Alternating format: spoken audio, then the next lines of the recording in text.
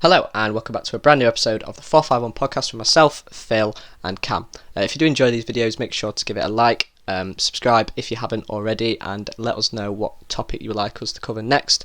We're going to try and do these podcasts as much as we can throughout the Premier League and Champions League period. So if you could give us any support, that would be immensely appreciated. So today, as you can tell by the title of the video, we're going to be covering our clubs, the transfers and the departures that we hope to see for next season. So Cam will be covering Man United, Phil will be covering Liverpool, and I will be covering Man City. So we'll start off with the departures. I should preface this actually by saying we've not set a budget, but we're not doing unrealistic transfers. So for example, Cam, I wouldn't want you saying that Man United are going to sign Messi because that would be unrealistic, right? A little bit. Right then. So, Phil, I'll start with you. What departures would you like to see from Liverpool for next season? Yeah, so firstly, the player I think I'd like to sell the most is Dejan Lovren. I think out of Liverpool's back line, he's the weak link. His cameo against Everton just over a week ago now just proved it to me even more. I think there's just something about his style of play that doesn't fit into how Van Dijk and Gomez and Matip perform. And I think oppositions realise that. I think Everton went 80 minutes without having any chances. And then as soon as he's on the pitch, with Richarlison, Calvert-Lewin just attacking him, and they knew he was a weak link and they almost won the game because of it. So yeah, first player I'd like to sell would be Dejan Lovren. Yeah, as well. When he started the game against Watford with Van Dijk, you could tell that Lovren was being targeted by Watford, and I mean Liverpool ended up paying the price by losing 3-0 that day. So yeah, I agree with you. I think Dejan Lovren's definitely a weak link in that Liverpool defence. So what about your second departure? My second one will be Shaqiri. He's had a couple of good moments since signing. I think it was in 2018 when he arrived. His brace against Man United, probably the best moment of his Liverpool career. But Two I just feel like deflections. he's constantly injured. This season he's barely featured. I think it sums up his luck. We've had 3 months off with the coronavirus, and he's still not available for selection, just down to injury. And there's strong rumours that he will be leaving this summer. And it's a shame because he's had a very successful career in terms of the amount of trophies he's won, but I don't think he's done much at Liverpool. So yeah, if I could choose one player to leave, it probably would be him. Well, another player to leave, shall I say. Where do you think Shaqiri will end up if he was It's a to tough leave? one to call because I think I've heard Newcastle might be interested in potentially signing him. And, he's a good player, but I just think he's been just so unlucky with the amount of injuries that he's had. But maybe in somewhere in the Premier League, maybe somewhere abroad. But I mean, he's done it in a few leagues, hasn't he? Mhm. So, I mean, going abroad wouldn't be the worst place for him to go. Yeah. But yeah, I'd sell Shaqiri. What about your final departure then? So, this might be a surprise to some Liverpool fans, but Divock Origi. Oh, that is controversial. Because obviously, care to club elaborate? legend, due to his efforts last season, especially our run to winning the Champions League. But this season, I think he's not really had anywhere near as successful season. Hadn't scored many goals, hasn't made loads of appearances, and I think when I get onto the arrivals, he just can free up a bit of cash. And there are rumours that he might be sold on this summer. So That's again, I gonna think trying to keep it realistic, I think he could be someone who leaves this summer. that's gonna infuriate a lot of Liverpool fans. I think. I mean, considering he got the second goal in the Champions League final last season, obviously scored the memorable one at Anfield against Barcelona, and scored a few late goals in the Premier League as well last season. Do you think just because obviously he's not on Roberto Firmino's level, do you not think that even selling him would be a mistake? Just because he is a good I wouldn't option say it'd be a mistake. He's off the bench. a good backup option, but we've got Um, players like Harry Wilson coming back from Bournemouth this season. Whether he stays or not, I'm not sure. But I think it'd be better to invest your time and effort into a player like Harry Wilson, who's, although he's not young, he's about 23, but he's showing that he can perform at Premier League level. So I think Liverpool will be better off focusing in on players like that rather than giving Origi another season or two when he only will make a few appearances as it is. Yeah. Any thoughts, Cam? How much would you look to sell him for? Because surely you wouldn't let him go too cheaply, like I some of think, the other players, like Lovren. You wouldn't are we care if going you on got rid of him prices for free. before what we saw before the coronavirus, or would we go for like realistic now? No. No. What would you look to accept? Maybe like 15 million, 20 million. Seems cheap. And would you have Ryan Brewster instead of him? Again, I think Brewster, he had a long period out injured, and he's enjoying a bit of a fruitful spell at Swansea now. He's scored 6 goals in about 11, 12, 13 games, so he's doing alright there, but I don't know whether he has enough to prove it at Liverpool, because you have to sort of keep it realistic. But yeah, because there just isn't many strikers which are that can play anywhere across your front line and is happy to do that as well. I think rival fans and many Liverpool fans are a bit concerned by him, but I think Minamino will show that he can perform when he has a full pre-season at Liverpool. I think he can play amongst that front three, which is why I think if we did sell someone like Origi, you won't feel it too much because we have got cover there. I just think players like Minamino are more suited to playing like as a Firmino replacement than Origi is. Okay then. Okay. But it is controversial, very. Yeah, I can see that. I can see that definitely. Okay, so we'll move to Cam and Man United. Cam, your first departure that you'd like to see this season? I can't see many of mine being controversial, to be honest. Okay. And my first one is Jesse Lingard. Okay. He's 27 now, and he had a good spell under Mourinho in the winter of 2017, but we haven't seen anything since then, more or less. He's only got 17 goals and 10 assists in 131 Premier League games. And that's playing for United on the wing and mainly playing behind the striker. And he hadn't even had a single goal or assist in the 20 Premier League games this season. So he's just awful, and I think with Bruno Fernandes coming in now as well, he's not really getting a look in. I think he needs a fresh start somewhere else, really. He's not at Man United level anymore, and he's lost a lot of confidence.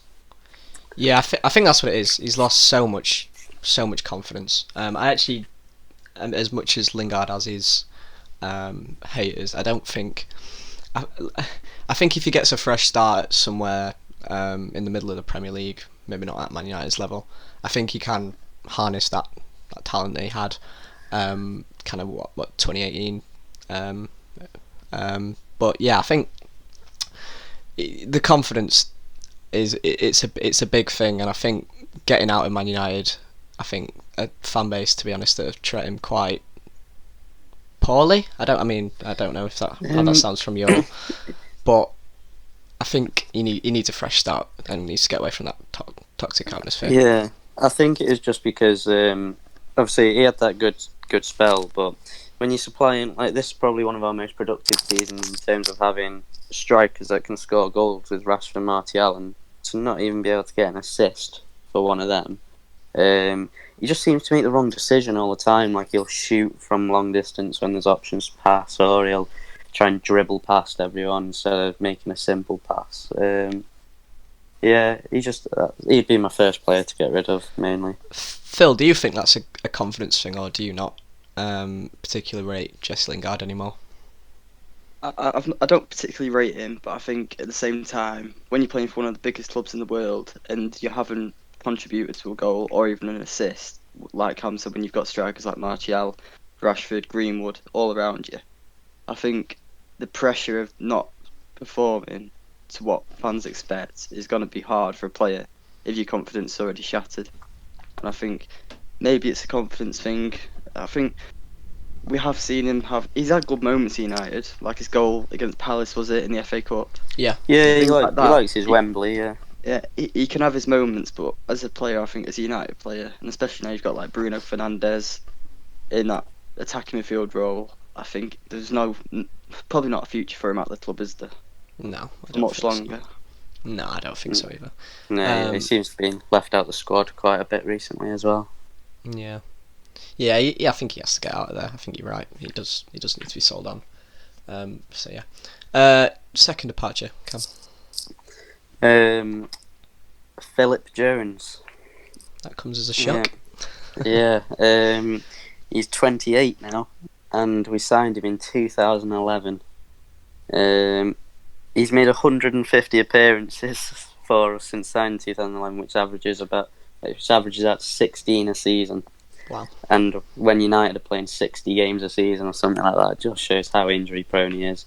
He's only made 8 appearances this season, and his injuries have just killed his career. And he's obviously error prone as well when he plays own goals, mistakes all the time. So he's dropped down to like our 5th or 6th choice centre back now, and it's just we just finally need to get rid of him. But I'm not sure who would take him, especially with his injury record. But we just need to get him off the books for once.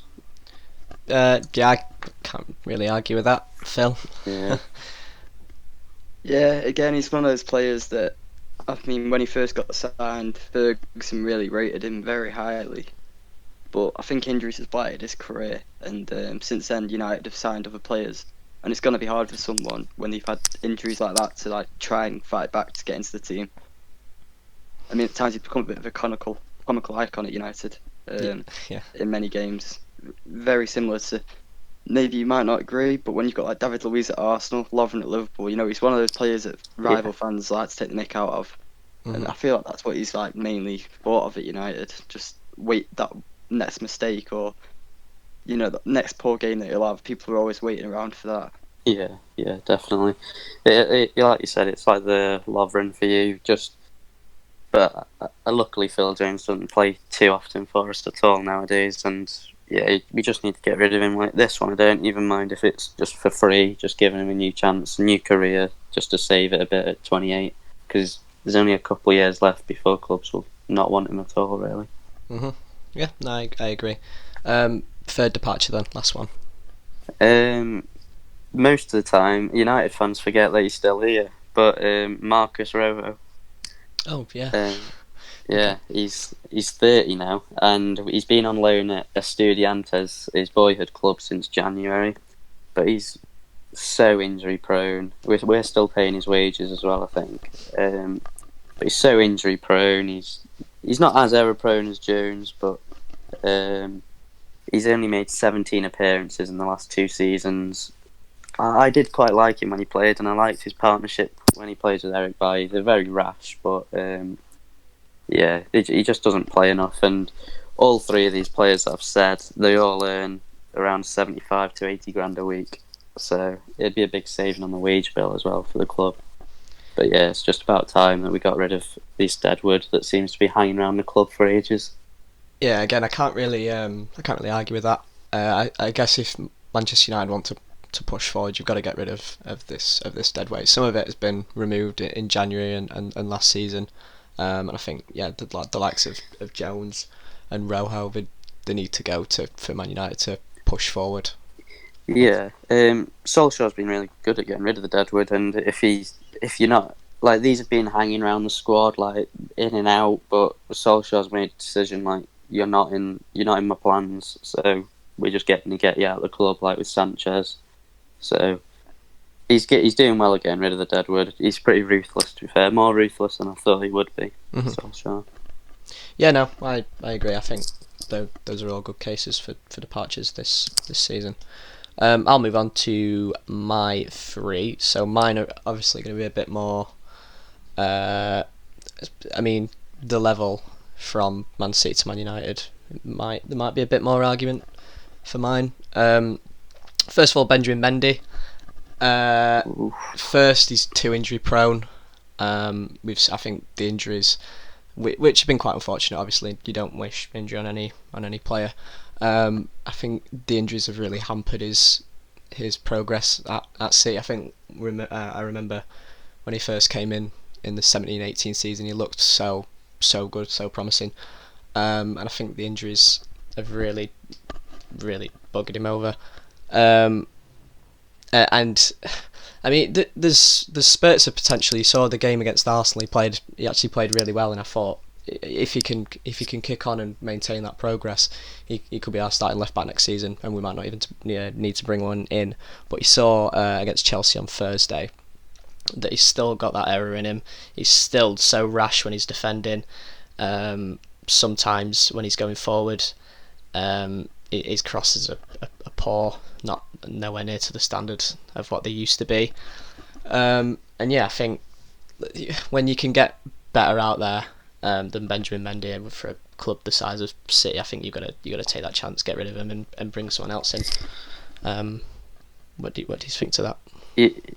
Yeah, obviously he was a big signing at 50 million, wasn't he, or 45, whatever it was, but he was one of the best left backs in the world, and it's a shame to see his career gone like that. But he just, I think it's going to take him a while to get back into it, and it's whether Pep wants to give him all that game time to try and get him to try and see if he does get back his form.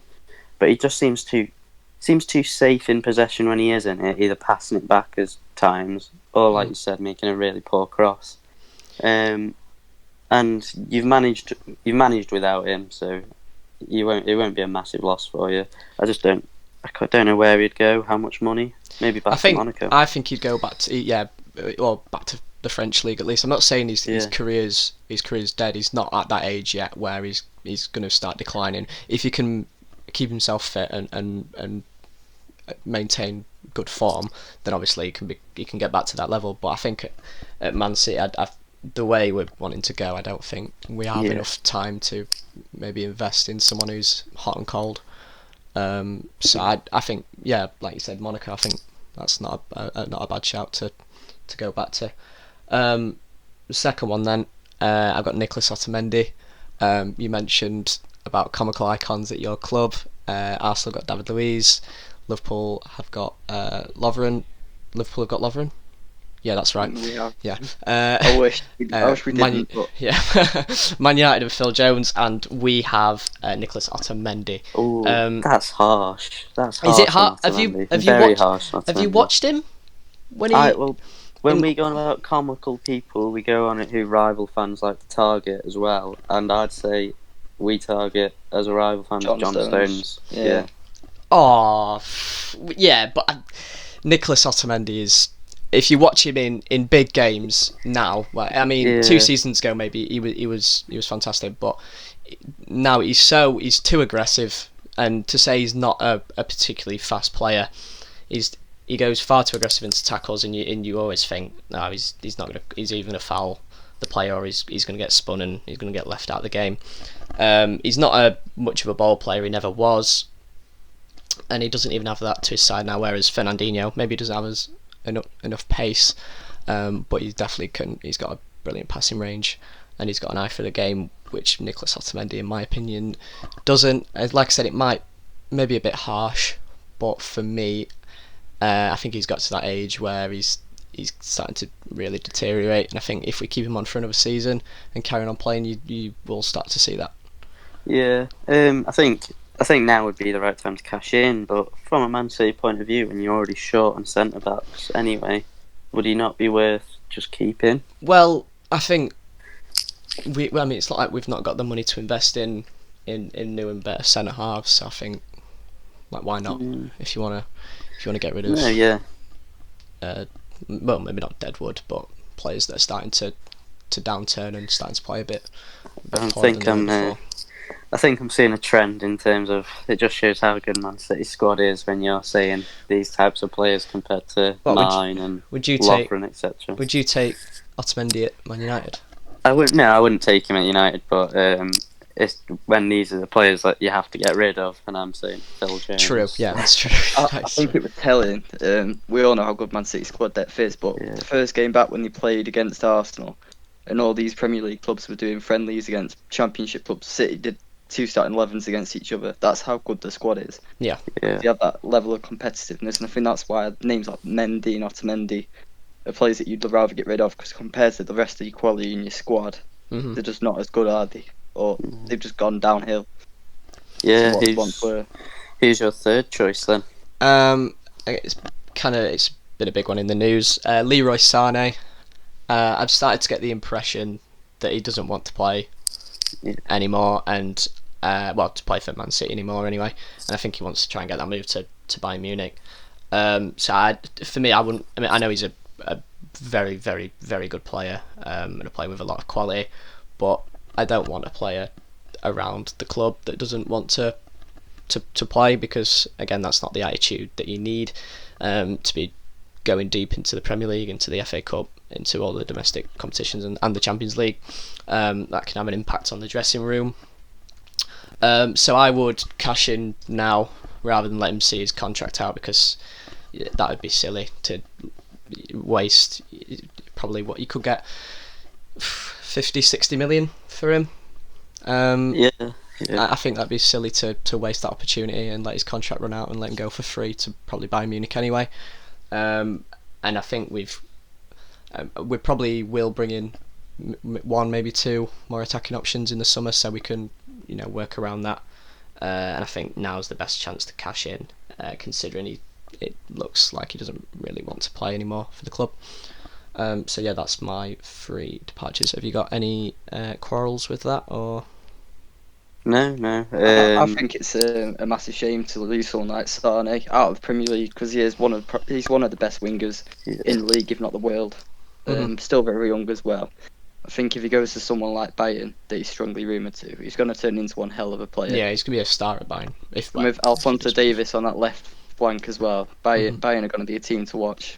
They already are, but with players like them joining, unbelievable talent. No, yeah. I think it's one of them transfers which a German player being attracted to Bayern Munich, obviously it's difficult to turn down. So it's one of them transfers which you just expect to go ahead this summer, and we'd be surprised if it didn't. Yeah, so, no, definitely. No quarrels with including that in your 3. Okay, excellent. So just to recap our departures, Phil, you've got Lovren, Shaqiri and Origi. Cam, you've got Jones, Lingard, and Rojo. Yeah, but could have been a lot more.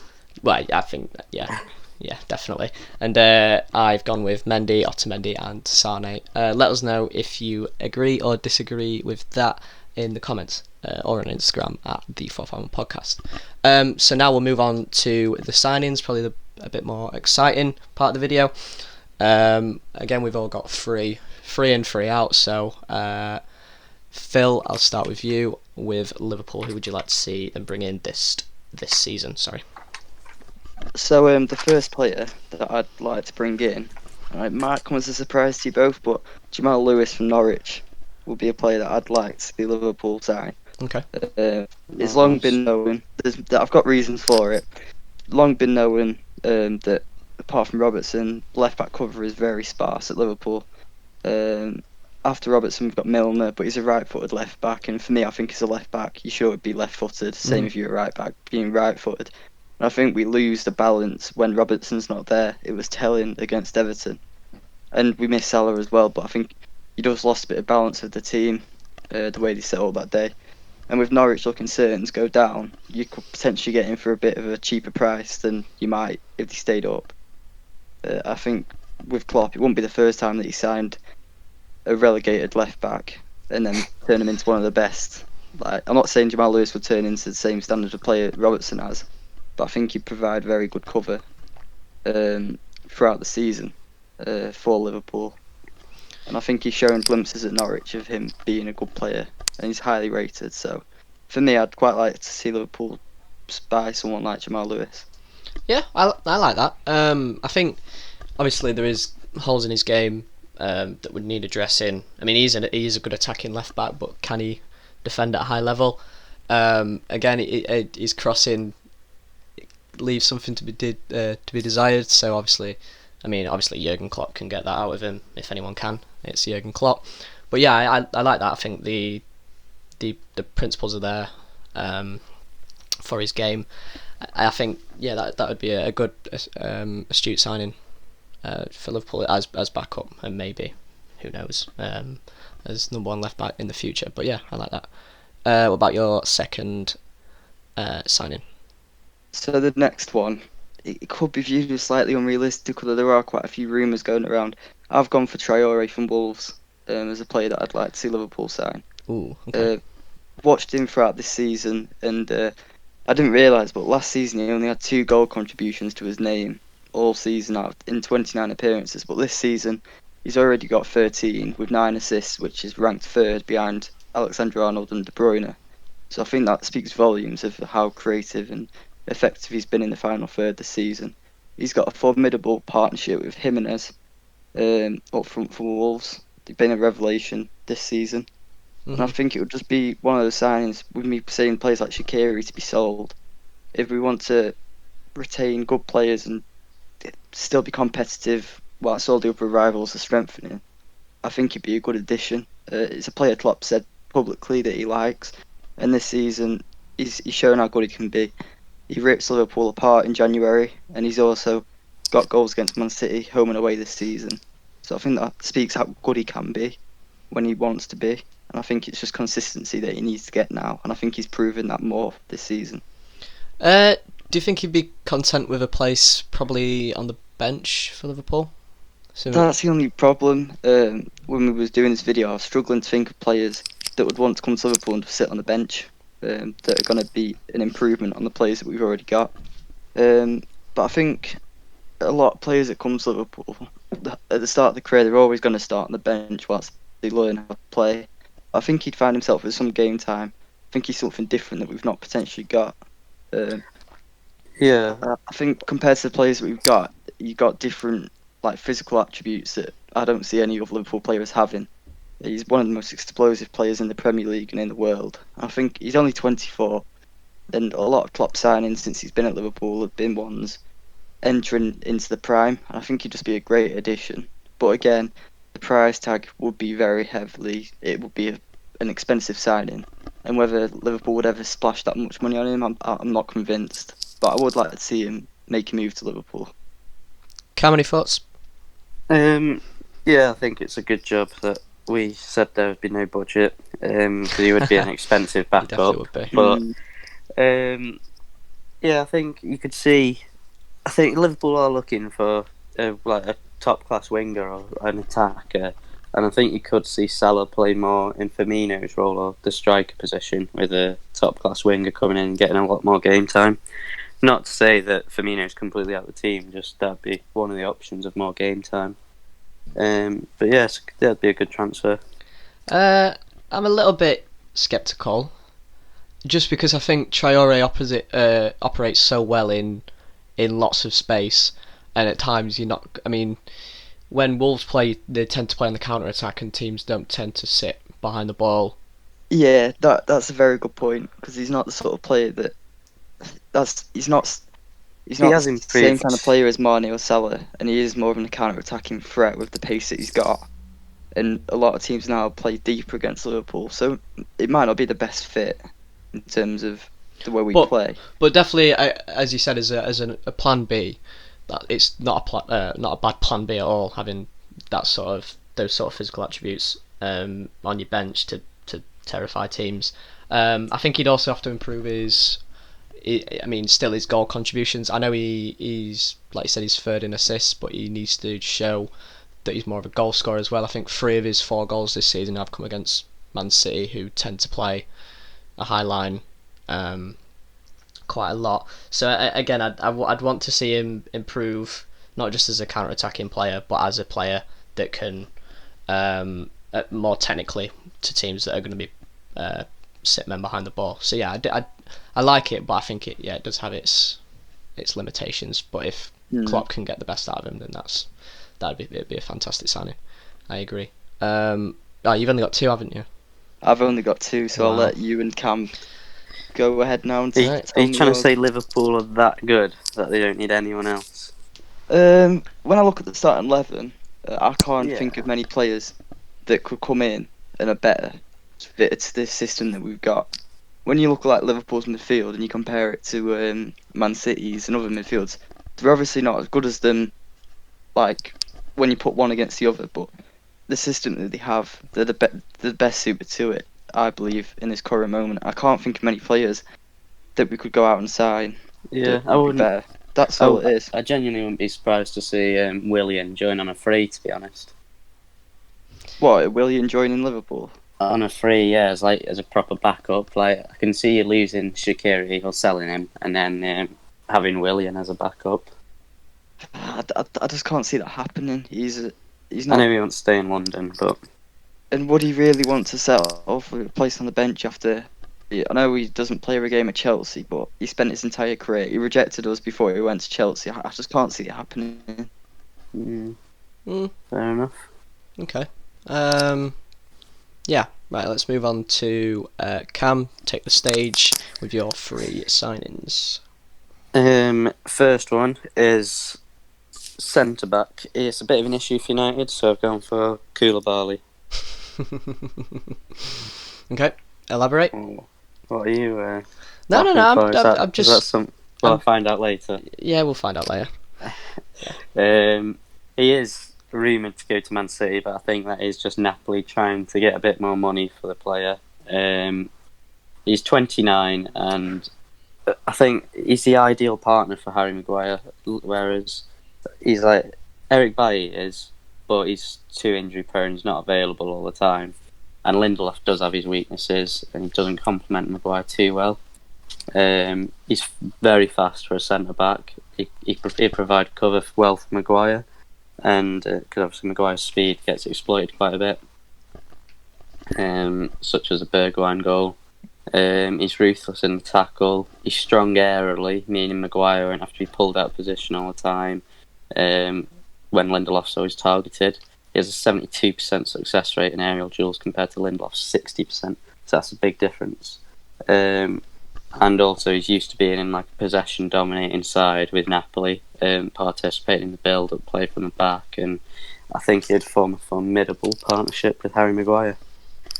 Do you think that a player like him is worth the money that they're talking about at the age of 29? Because I'm not saying he's one of the best centre-backs in world football, but is he worth the amount of money that they're saying he is?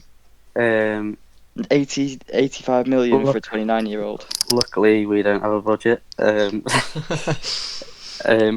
yeah, I see where you're coming from, and he's not worth it, but he could. Like as a centre back, I know he relies on his speed a bit more, so he's only got 3-4 more years. Probably about that, yeah. Yeah, it would be a lot of money, but then again, we went and spent 80 million on Maguire, so. Yep, I like that. Again, I will find out later. Yeah, I've said. Yeah. Anything else, Phil? No, I've said my part. All right then. Can move on to another. Your second signing then. Next one is Wilfred Ndidi. Okay. Great signing. I think Solskjaer's obviously looking to build a team around the Pogba and Fernandes duo in midfield, and there is a need for a defensive midfield with strong discipline to sit behind him. Like Nemanja Matic is the key at the minute, but he's 32 next season. He can't play every game, especially when we want to be fighting on all competitions. But indeed, he's only 23, so he's young, but he's Premier League proven. He's similar in stature to Matic. He's tall, he's 6 foot, and I think he would be a defensive upgrade. He's used to being obviously defending with Leicester a bit more than United, so he makes more than double Matic's tackles per game and interceptions, which is strong because Matic is a good player himself. I think he could act as the Dennis Rodman to Michael Jordan, Scott Pippen. Do you not think McTominay or even Fred can fulfill that role? Because McTominay is in that build of kind of tall. He can dominate. He can dominate games. Do you not think McTominay is a good enough option, or are you just spoiling yourself with Ndidi?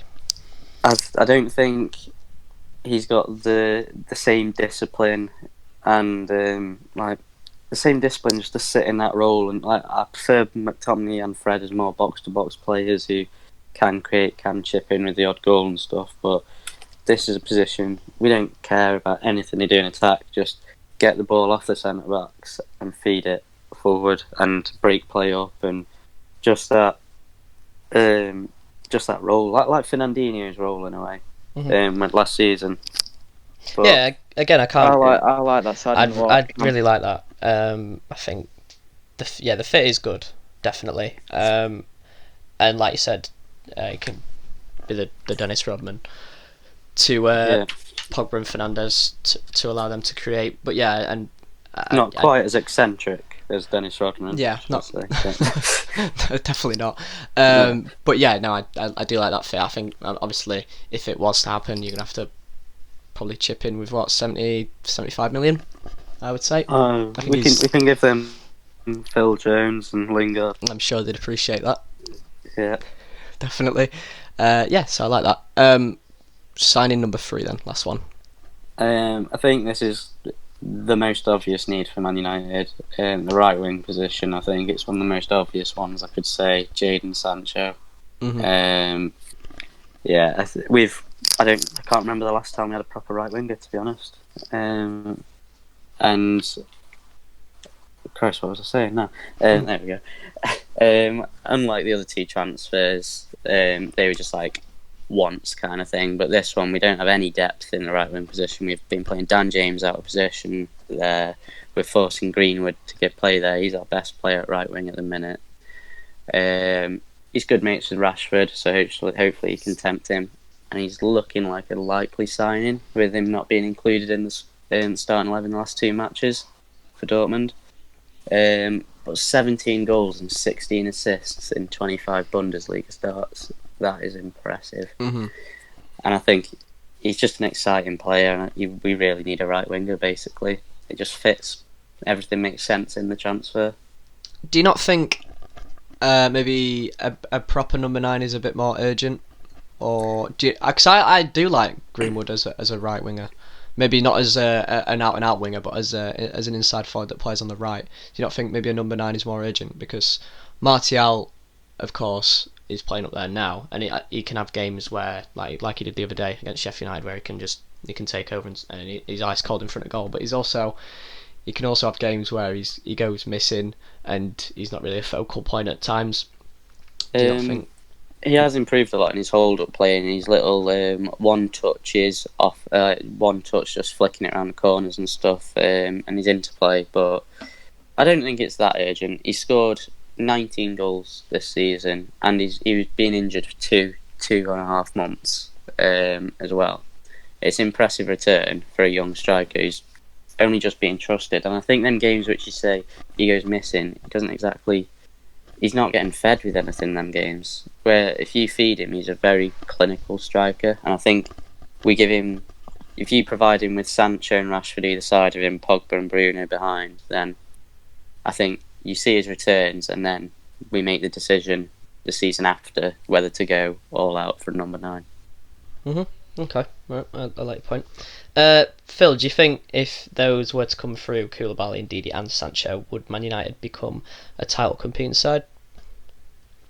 I think with those signings, they're all obviously world class players. I think if they didn't turn into title challengers, I'd be worried, because they've got phenomenal talents already with Pogba, Fernandes, Martial, Rashford.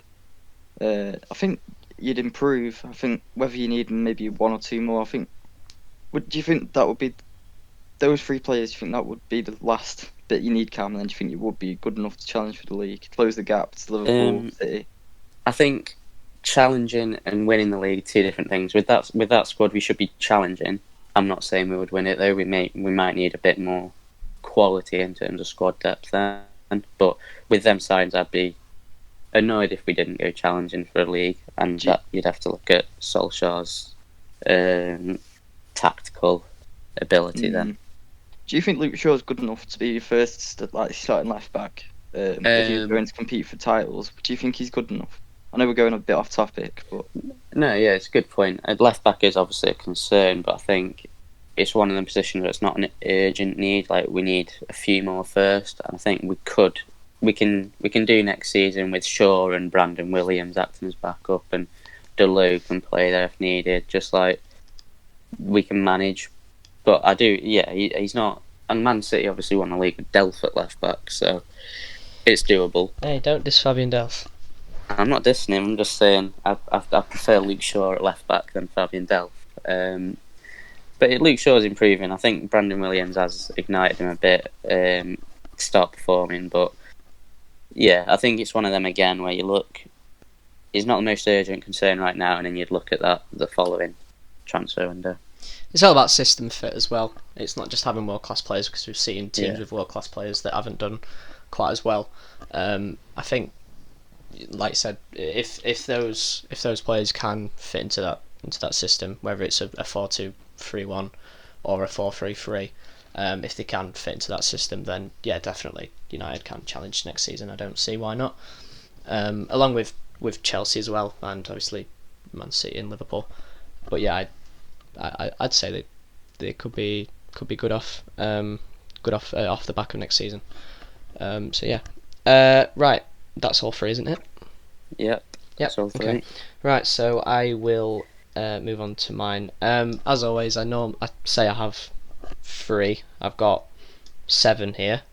I've got 3 main ones and then backups. We said 3. As long as you've got your main 3. It's the same. Sorry. Right. Okay. So I pinpointed 3 positions of those that have departed. So Mendy obviously at left back, centre back where we could probably need 2, and then left wing where Sane will leave that if he leaves in the summer. So left back, what we need is someone that's strong, someone that's athletic, can get up and down the pitch, someone who can cross the ball, and someone who is defensively sound where Mendy's not, both on the counter-attack and from set pieces. So my main choice, along with 2 backups, I've gone with David Alaba. I know he's nearly out. He's out of contract next season at Bayern Munich. He's played under Guardiola before at Bayern, obviously. He's versatile, can play anywhere across the back 4, and can probably do a job in centre mid like he does for Austria. He can pass the ball really well, both on crosses and advancing the ball up the pitch. And he's a good set piece taker, which is a bonus because we don't really have. I mean, obviously Kevin De Bruyne is a great crosser of the ball, but apart from that, in terms of corners and whatnot, we don't score a lot of corners. And I think he's a great crosser of the ball as well.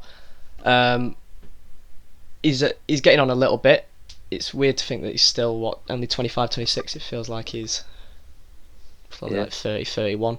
But yeah, I like the fit. Seems as he's played under Guardiola before. Have you got any quarrels with that? I don't have quarrels in that he's 28 years old, but is he 28? Yeah. Oh wow. But like you said, they're all good points, and you can get him cheap as well, like because of his contract. I think all your points are valid, and it'd be a good sign, to be honest. I mean, in terms of realism, Bayern are trying to sort out a contract because he's played really well for them at centre half this season. So if you need him as a centre back, he can do that. I'd prefer him at left back just because of height and what he can give to that left back position. But the versatility is there if need be. As well, I have written Ben Chilwell down, but I didn't put him as my main choice. One, because I know we didn't say budget, but price is going to be 70, 80 million, and Chelsea are in for him as well. And he has shown a lot of defensive limitations in big games. He saw against Liverpool and Man City. Man City away this season, and Liverpool at home. He struggled a lot with Salah and Mahrez. And of course he's only 21, 22, so obviously the price would be immense. But just for his defensive limitations, I mean, obviously that can be improved as he gets older. But for now, do you think in this current moment he's not great on Mendy? Chilwell? Yeah, definitely. Definitely, well, for me anyway. I think he's a better defender than Mendy. I don't think Mendy's a particularly good defender. I think he's quite rash, whereas Chilwell's a bit more disciplined. Although like I said, he's in big games. He's shown a few limitations. And like I said, he's going to be a lot pricier. So, and then the last one, just as a little left field, Angelino coming back from Leipzig. He's impressed a lot at Leipzig, and I think I'd like to see him be given a second chance. Obviously, his defensive ability leaves a lot to be desired. But in terms of his attacking metrics, his crossing, his movement up and down the left side, and his advanced passing, I think that all aligns well with what Pep needs. So I'd like to see him be given a second chance, whether he is or not. We'll have to see for next season. But yeah, any thoughts on Angelino or? I mean, as a United fan, I'd prefer you to have Angelino than Alaba and Chilwell. Yeah. I think if you're wanting to like upgrade as such, Alaba and Chilwell would be much better options than going for Angelino. If you're wanting for a clear upgrade, I think two you mentioned before, Angelino are clearly better players than Angelino is. Well, I think. How old is Angelino now? He's is he about 22, 23. I don't think he was given enough of a chance because we saw the game that he had at Anfield, and then everyone, and I'm guessing everyone at Man City was just like kind of just dismissed him. I know he played awful, but I think what he can provide going forward, as well as not as well as defending, I should say. I mean, he's not a very good defender at the minute, but I think he deserves to be given another chance to at least show that he can perform at that level. And also at Leipzig, I mean, he's played very well at Leipzig, but that is mainly with a free back, so maybe that doesn't expose his defensive abilities as much. But yeah, I like Angelino. I think he should be given a second chance, maybe not as a starting left back, but maybe someone who can get minutes off the bench, definitely. I'll move on to centre back. I've also written Koulibaly, the same as Cam. Cam's kind of covered a lot of what I wanted to say on Koulibaly. But what we need at Man City is someone in that model of Van Dijk at Liverpool, someone who's strong, someone who can't just be bypassed on the counter-attack, a bit like, I mean, Fernandinho sometimes can get bypassed on the counter-attack, obviously.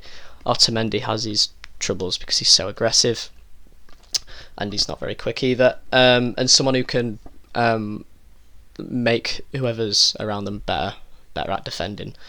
And he's also got a great passing range. Someone that could feed it to both wingers with a long ball, or just into the middle of the park with a simple pass. Obviously, again, like I said, with the budget, apparently he's got a £150 million release clause, but that is going to go in 2021, so maybe even next year if we were to get him, that release clause being gone. And he's also 28, so whether you're going to get the best out of him remains to be seen. But I think the right time to get him would be now, because Napoli are starting to decline, and I think he needs to have that step up away from Napoli to a Champions League. He's 29, isn't he? Yeah, he's 29. 29. I mean, yeah, you can still get a good for the price of maybe 70 or 80 million. You can still get a good 2 or 3 years out of him as a top quality centre back. And I think he does deserve that step up from Napoli to a Champions League competing side. And I think for Napoli it would make sense as well to cash in and rebuild, because they're starting to come to an end of their cycle as a good team, especially with the side that they've got. So yeah, Koulibaly definitely. I think it's a better fit for Man City than it is Man United. So yeah, I'd go with that. As backup, I've got Upamecano. Yeah. Very good player. He's only 6'1", which is a little bit of a worry. I'd want someone who's a little bit taller, and Just like Fernandinho. yeah, Fernandinho's only 5 foot. Yeah. 11. Upamecano, the worry is he only wins around 60% of his aerial duels. Whether or not that can be improved as he gets older, but that's not an elite level of defending compared to Van Dijk and Koulibaly, who win 70, 75, 8% of their aerial duels. But he's similarly aggressive to Otamendi in terms of defending, but he has the pace to recover and not get taken out of the game, whereas Otamendi doesn't really bolster that pace. He's also really good on the ball as well. More or less press resistant. When he picks the ball up, he can carry it out of defence. He can feed a long ball or a shorter ball into midfield. So yeah, I think he can definitely make that step up as well, away from Leipzig. Yeah, well, Upamecano is my backup to Koulibaly as well. But if I had to choose one, I went for Koulibaly like you. But Upamecano isn't too far off Koulibaly. He's 7% less on the aerial duels won. Right. Not too bad, and obviously he's young, so he does make mistakes. But like you said, he's got the pace to make up for it, and I think he suits Man City well. I think we've already got the Maguire who carries the ball forward, but I think Upamecano, I think he dribbles past like. Yeah, 2 dribbles a game or something like that. You see, when he plays, he can just venture with the ball like 30, 40 yards out of defence and through into midfield. So, not saying that's what you need in a centre back, but when you're trying to build from the back, like Pep does, it's a good option to have. Whether he can venture into midfield or he can, like I said, he's press resistant anyway, so he can pass the ball out the back as well. Any thoughts, Phil? I know I've babbled on quite a lot there. Probably bored a lot of you, but yeah. I think both are very good options, but I just think Koulibaly, I don't know if it's a bit of a risk. He's just 29 years of age and it's a big amount of money. I think if you could get him for half the price, it's being said about, be no hesitation. But just due to his age, I think it's just a lot of money to spend for maybe 2 seasons of his like top quality, and then he might start to decline a bit. If you spread the costs over the amount of seasons he plays.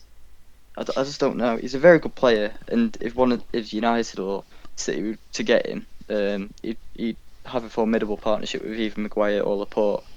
I just think the age for the price they want is just a bit too much. It depends on his impact as well. If you can get a good 2 or 3 seasons out of him, then an exceptional 2 or 3 seasons out of him, then there's. Yeah, because I'm aware with like Van Dijk, we signed him when he was 27 for a big amount of money.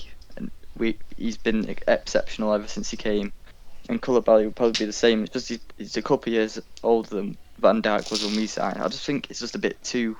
It's just the money side of it. If you could get him for a bit cheaper, no hesitation. I'd love Liverpool to get him, but I just think it's too much money for like his age. Mm-hmm.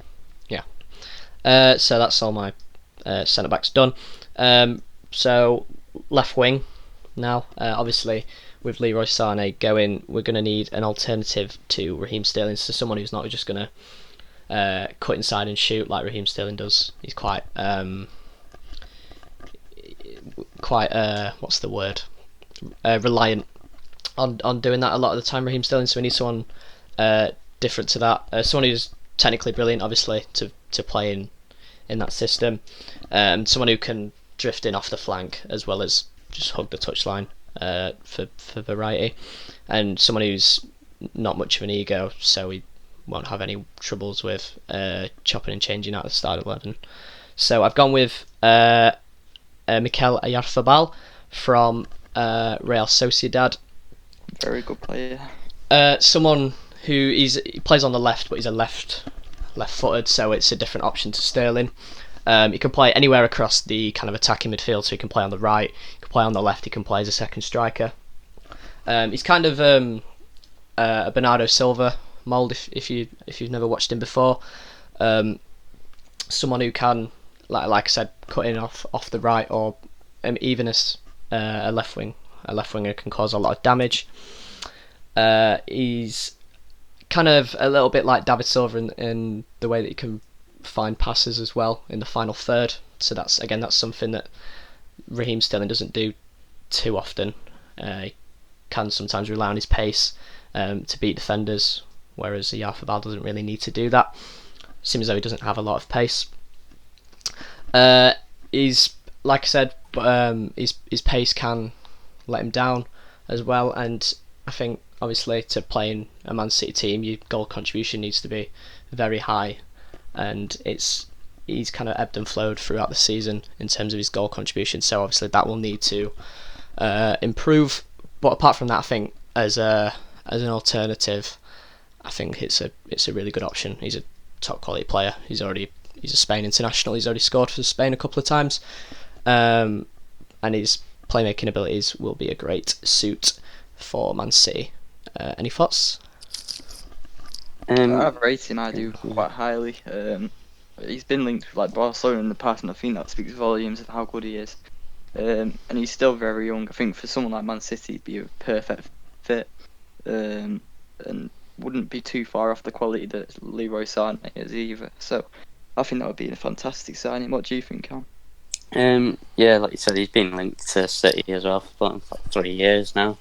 But he always had that 80 million release clause, didn't he? Mm-hmm. I always thought it seemed a bit expensive at the time, but if you get the Sané money, then you might just have to go for it. Well, this transfer kind of hinges on what Sané does. So if Sané stays at City, I think Ayarthabal might move to Bayern Munich. But if Sané does move to Bayern Munich, then there's obviously a better chance of Ayarthabal going to Man City instead. So there's 3 parties involved, so it kind of hinges on what Leroy Sané does for next season. I've also got Leon Bailey, again, kind of similar to Sané in terms of left-footed players on the left, is obviously very quick and explosive off the mark. But again, I didn't put him as a main player because he has attitude problems. He's not played that much for Leverkusen as a starter this season. He's shown his quality. I think in November, was it when did Niko Kovac get sacked? Was it November? Around then. November or December, weren't it? Yeah. It was when they lost against Bayer. Frankfurt. They lost to Frankfurt. That's it. Yeah. So yeah, coming up to that time, Leon Bailey scored 2 past Bayern at the Allianz when Leverkusen won 2-1. So he has shown that he has got that quality in big games when he's on it, but when he's not, he could be quite kind of distant from the game and not involved too much.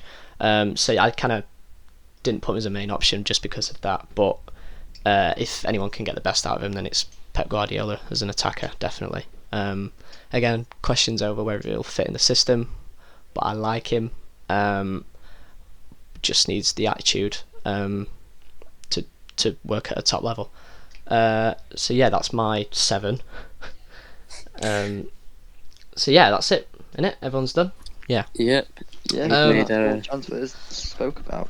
Yeah, so who did you want to bring in again, Phil?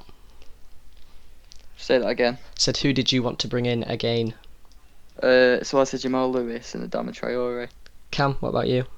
Koulibaly, Ndidi, and Jadon Sancho. And I said, I'll just go with the main ones, Alaba, Koulibaly and Ayarthabal. So if you have any agreements or disagreements, let us know. To end, because the FA Cup's on today, we're recording this on the Sunday.